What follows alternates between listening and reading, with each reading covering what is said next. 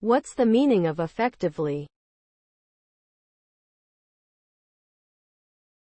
Affectively. Affectively. Affectively. Affectively.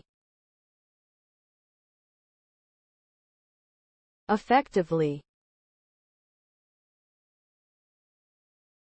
The term affectively pertains to emotions and their expression, particularly in the context of interpersonal relationships. It refers to the way in which people communicate their feelings and connect with others on an emotional level. The affective domain can include a wide range of emotions, from love and compassion to anger and sadness. When people are able to express themselves effectively, they are better able to establish meaningful relationships and navigate complex social situations.